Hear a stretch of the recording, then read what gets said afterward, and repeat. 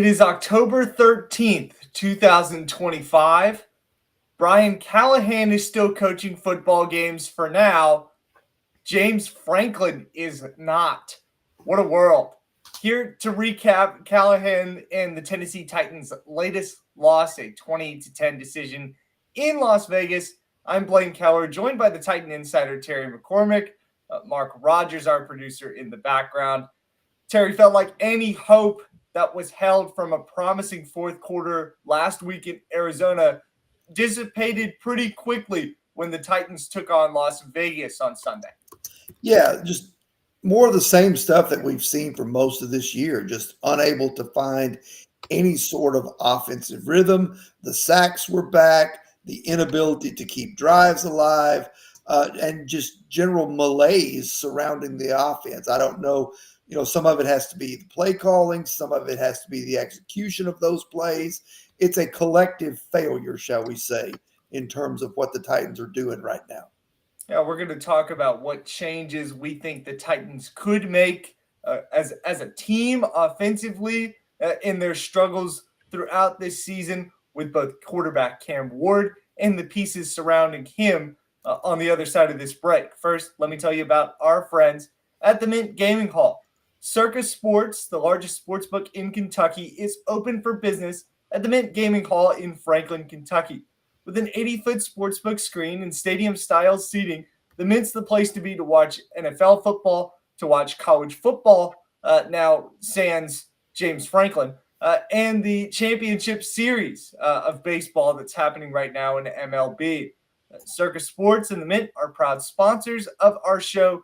Be sure to check them out just north of Nashville, off I-65 North and exit 121. You're watching the Tennessee Pro Football Podcast on Main Street Media Television.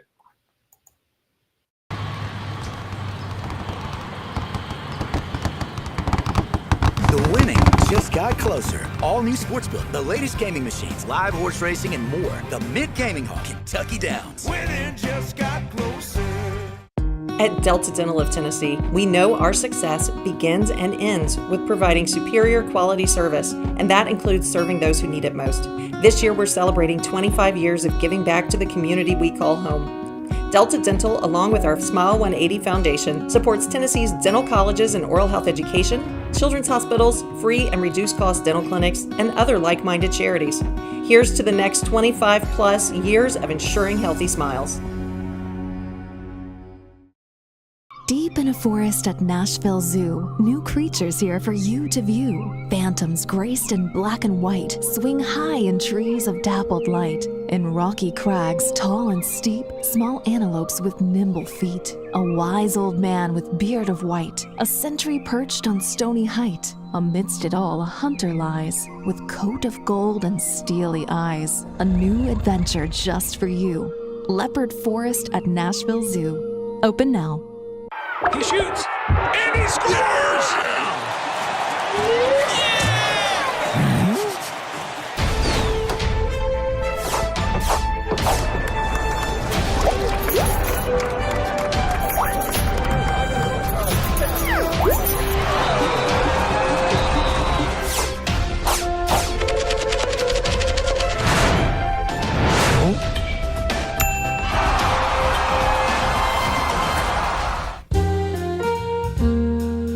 Welcome to the Omni Nashville Hotel.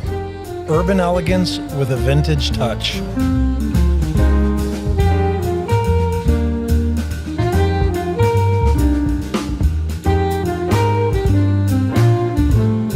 Our 800-room hotel opened up in the fall of 2013 with 746 guest rooms and 54 suites. If you want the latest in weather conditions, be sure to tune in to our Busy Bee Plumbing Weather Report each weekday on Mornings on Main Street. Brought to you, of course, by Busy Bee Plumbing, Heating, and Air Conditioning. We will keep you updated on the latest conditions outside, like severe weather, heat, snow, rain, and even hail.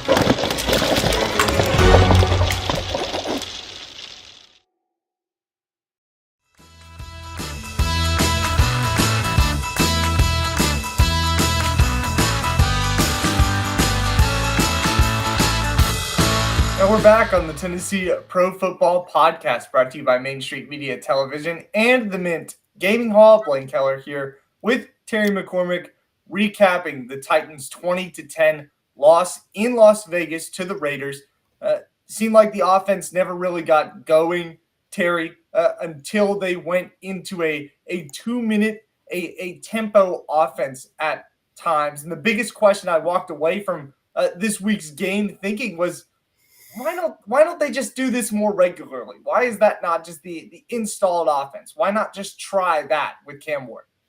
Yeah, I mean, I think that's the logical conclusion to draw. Now, one of the things that kind of, throws a wet blanket on that a little bit is this. The fact that once they went to that style of offense, the game was pretty much out of reach. It was 17-0, 3-score game, and the Raiders ate up a lot of the third quarter clock with their touchdown drive.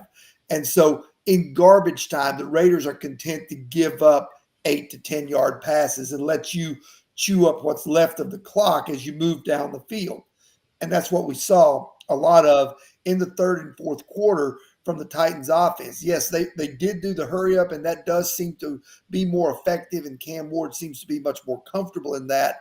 But the Raiders were allowing some of that to go on once they had built a 17-0 lead. To me, though, I agree with you, and you got to try something. Why not come out and try that initially and see if you can jumpstart this offense? Because they have scored exactly one touchdown in the first half of all 6 games this year combined. One touchdown. And that was the one where Cam Ward improvised, rolling all the way across the field in the home opener against the Rams, finding Alec Iamaner in kind of a play that looked like it was kind of drawn up in the dirt. I've got 2 thoughts here that kind of draw to the same conclusion.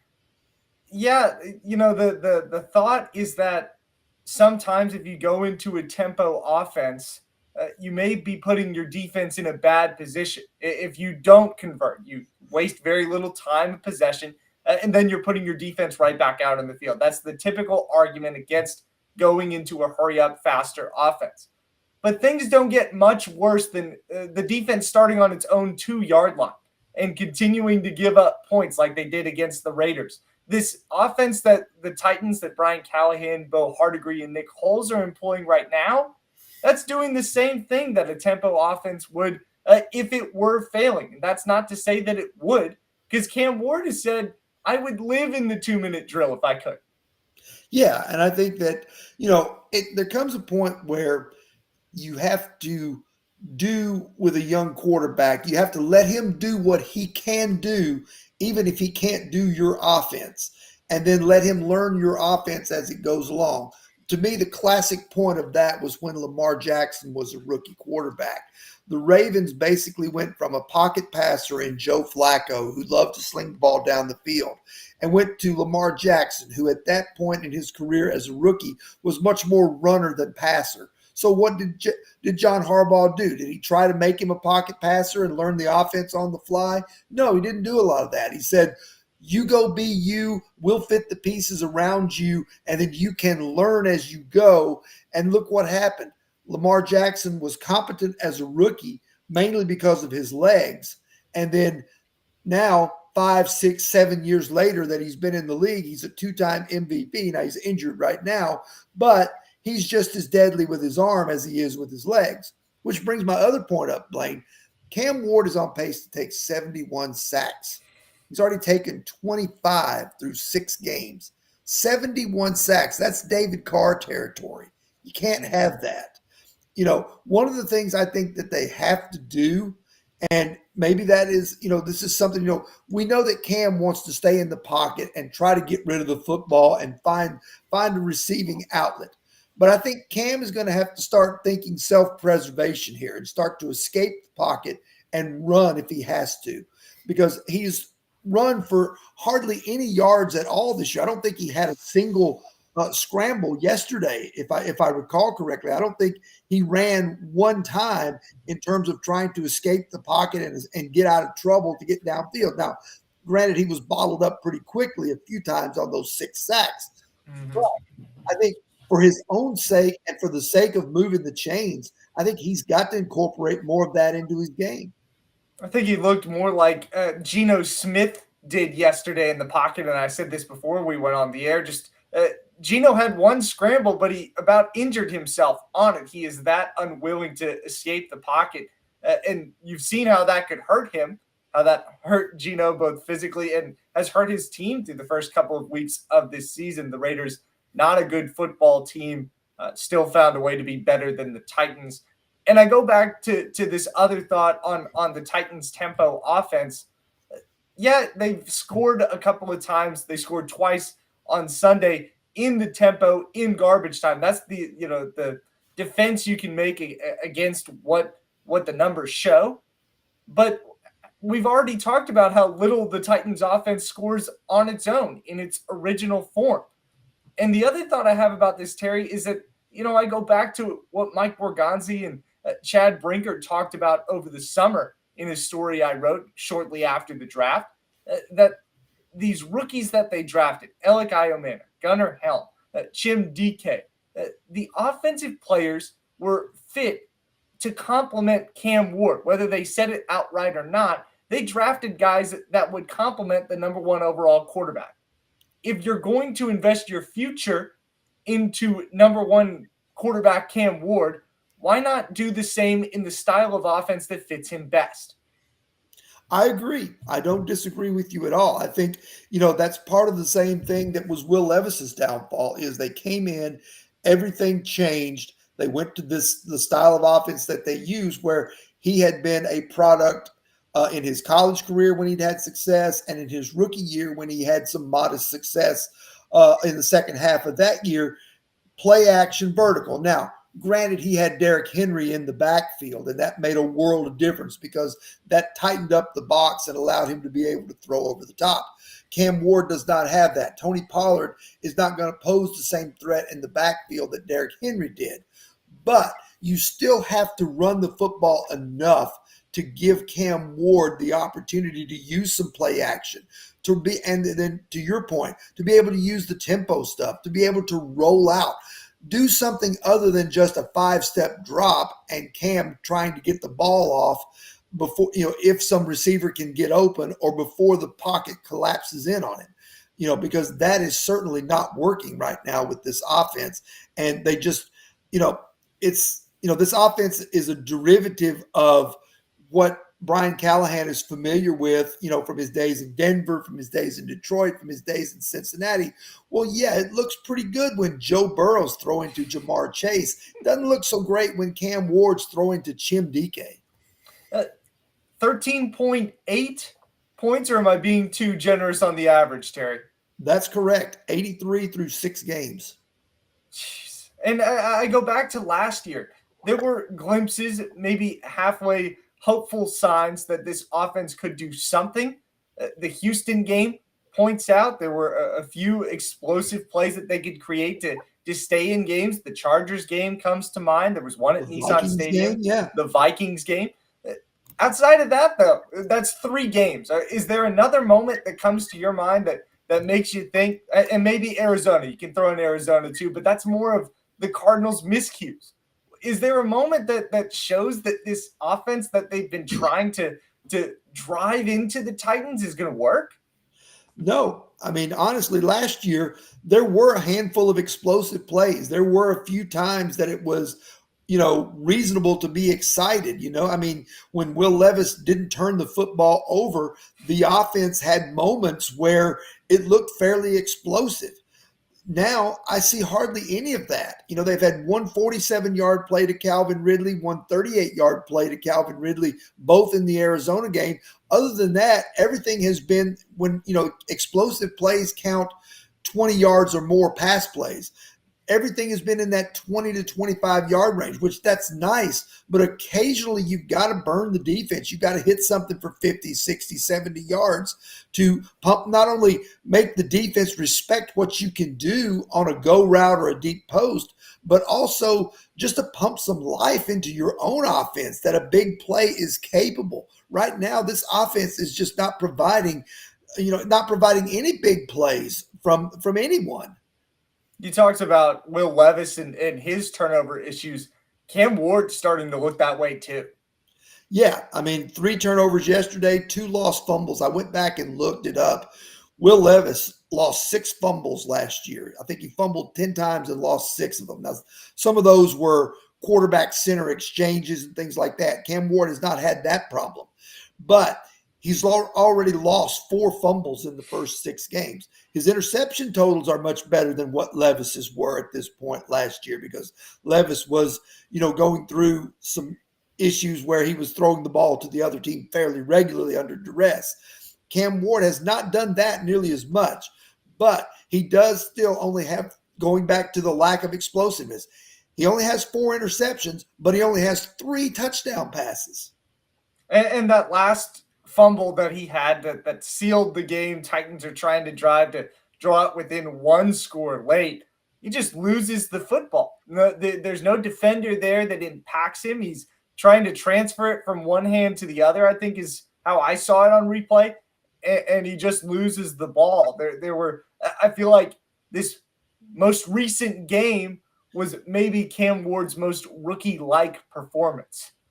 Yeah, I think so. I mean, the overall numbers don't look that bad. 26 of 38, 222 yards, 1 touchdown, 1 pick. But as we said, a lot of that came after the game had been largely decided. Here's the thing that, I guess that maybe we're looking at with Cam Ward. When you're picked number 1 overall, you're obviously viewed as a franchise savior.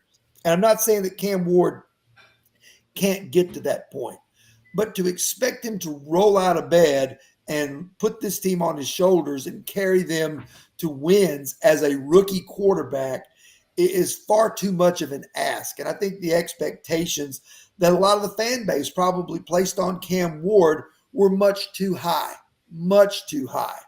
You look at some of the previous number 1 overalls and see how some of them are struggling. You see that Kyler Murray still hasn't reached number 1 elite status. Bryce Young still struggling at times. Caleb Williams still struggling at times. Joe Burrow was really good because, but then he's been hurt a lot. Going back, even some of the other guys picked number 1 overall. It took several years and several stops for Baker Mayfield and Jared Goff to become top-level quarterbacks. So it's going to take time with Cam Ward if he gets there at all. And I think that he's going through the growing pains that a lot of guys go through as the number 1 overall pick, because you're on a bad team. You're going to get harassed in the pocket. You're not going to have a lot of talent around you. And we're seeing all of that. What we've talked about previously on this show with regards to coaching and quarterbacking with this roster, is there a quarterback in the league that could perform well with the talent around the Titans? Maybe Lamar Jackson or Josh Allen, because they have escapability, but that would be about it. I mean, to be honest with you, that would be about it. You'd have to have a quarterback with electric escapability and a guy who can elude the rush long enough to allow the receivers to try and get open. But I'm not sure. I'm not even sure that those guys could take this team very far.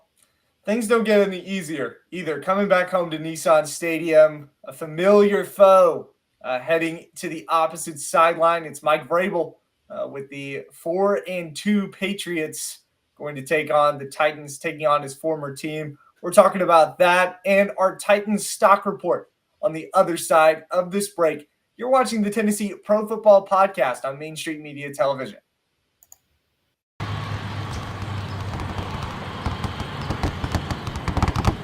The winning just got closer. All new Sportsbook, the latest gaming machines, live horse racing, and more. The Mid Gaming Hall, Kentucky Downs. Winning just got closer. He shoots, and he scores!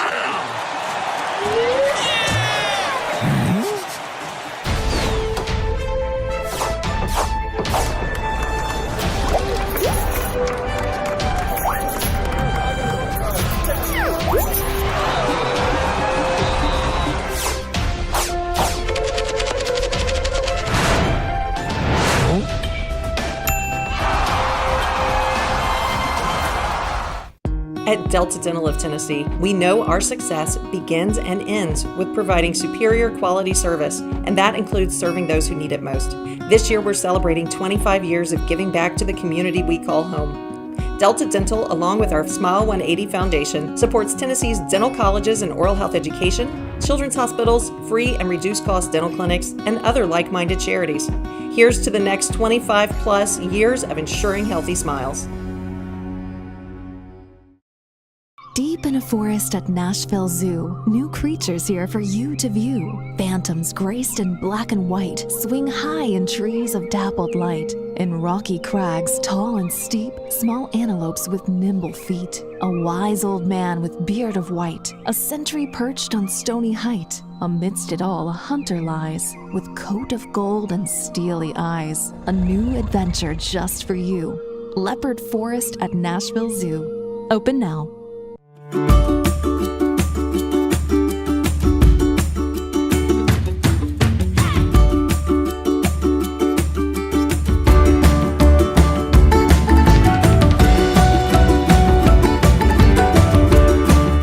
Hi, I'm Joseph Burgoyne, Chef Tornado of the Omni Nashville Hotel. Come see us at Kitchen Notes.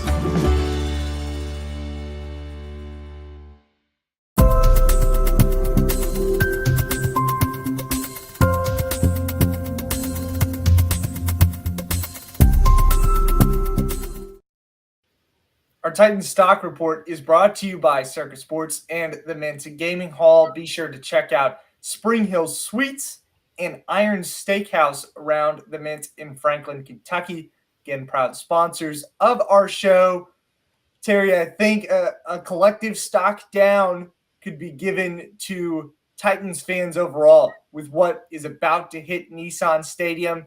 Mike Vrabel, in his return, his homecoming to Nashville, is probably about to have a field day with this team now with the Patriots. Yeah, he's got the Patriots playing really good football, and the key to that has been Drake May's development in year two. You know, I didn't think Drake May was that impressive when he came here last year as a rookie, but he has certainly taken a big step forward, and Mike Vrabel has New England playing very good football, and don't think for a minute that this game doesn't mean a little more both to him and the Titans organization, because Vrabel would like nothing better than to come in here and hang up 35 or 40 on the Titans if he can. Does he get a tribute video? This was something I saw on Sports Talk, I think last week or 2 weeks ago. Thought it was an interesting topic. Did the Titans honor him at all? I don't think so. I would be kind of surprised if they did. You know, I mean, in some ways, yeah, he deserves it. He took them to an AFC championship game. But here's the thing. If he doesn't get a tribute on the video, he's going to get a big ovation from the crowd that shows up there because, one, there'll be a lot of Patriots fans in the stands, and two, what few Titans fans bother to show up will certainly remember the good times of Vrabel better than the bad times of Vrabel and probably will give him a nice ovation. At that point, I think you'll have some Titans fans maybe cheering for Vrabel in New England, especially if the game goes the way we think it will. I'll give a stock down individually to Kevin Zeitler. The right side of the Titans line really struggled yesterday. J.C. Latham returned from a 4-game absence with a hip injury. He drew the tough task of defending Max Crosby in his return. He can give a lot of slack there. Zeitler just seemed lost at times. He gave up a couple of sacks, neither of which were against Crosby, were against a much lesser opponent. Gave up a forced fumble after letting Devin White just run through untouched on the offensive line. I was really concerned about the right side of the offensive line yesterday. Yeah, it certainly did not look good. In fact, it looked better the week before in Arizona when it was Oli Udoh over there. Some of it can probably be attributed to J.C. Latham shaking off the rust. Some of it can probably be attributed to the fact that Max Crosby is one of the better pass rushers in the league, and J.C. was going to have a hard time no matter how healthy he was. And your point on Zeitler, you know, sometimes guys just start showing their age. And, you know, when you gamble on a veteran guy like that, you don't ever know when the final sands are going to run through the hourglass. And you got to start wondering if Kevin Zeitler is going to be able to bounce back and give this team what it needs over there at right guard. See, 35? 35. Right? Yeah. 35. So. Yeah. Yeah. I'll give a stock down to just the offense as a whole, not being able to execute the play calling and everything. And I'm also going to have to, as much as I really don't want to, have to give a stock down to Cam Ward, because I don't think he's as far along as the Titans coaching staff expected him to be right now. And he's certainly not as far along as we talked earlier about the hype and the hope that the fan base gave him, which is kind of unfair. But, you can't turn the ball over 3 times and expect to win ball games. Yeah, I think it's fair to give Cam Ward a little bit of grace and say it's 6 games into his professional career. Nobody hit the panic button. But at the same time, it's also fair to say you got to show a little bit more. You've got to show glimpses of the number 1 overall pick. Right. And going back again to what we were talking about, not to go down that rabbit hole again, but the fact that he has not run has really, I think, hampered his effectiveness sometimes, because sometimes rookie quarterbacks, you saw it some with Jaden Daniels last year, when they are confused or they don't have that first read readily available. If you've got the ability to run, take off and run, make something out of nothing. Daniels did that a lot last year for Washington. Jackson Dart's done that several times for the Giants. So young quarterbacks with mobility certainly sometimes seem to look better out of the chute than young quarterbacks who are not as willing to run. I think Cam Ward can run. I think he needs to incorporate a little more of that. I think that's a trait of every quarterback, every good quarterback in the league, ones that have longevity and solid careers, even the ones that are not traditionally runners. They find a way to break out of the pocket every now and then. Few fill-in guys for our stock up. Van Jefferson had 4 receptions for 75 yards. The Ravenwood product had his best showing outside of the preseason as a Titan, and it was needed as Calvin Ridley sit out with a hamstring injury. Yes, very much needed, because Alec Eilmaner disappeared until the 4th quarter, didn't even have a target. Tyler Lockett was on a milk carton. I don't know what's going on with him. So the receiving corps certainly got a boost in Van Jefferson. And I'm going to give a thumbs up and a stock up to a couple of guys that came in here in the off season.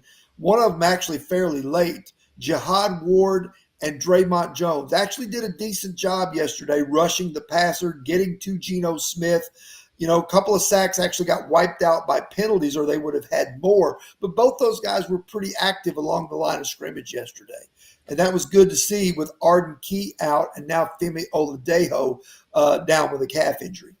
Femi played well, too. He had a couple of tackles for loss before going out with that injury. I thought this was, like Jefferson, the most obvious showing from the Titans' defensive line, the edge rusher specifically this season. And as we close out, Terry, I thought for a minute Titans coaches were trying to save their job and blow smoke into the Jeffrey Simmons for Defensive Player of the Year campaign. But he's starting to show that week by week. He's one of the top defensive players in the league this season. He really is. He's like a 350 hitter in the middle of a terrible lineup. But Jeffrey Simmons has certainly been, as advertised. He's playing at an extremely high level, and we would be remiss if we didn't point that out, even as the Titans are struggling in virtually every other facet of the game.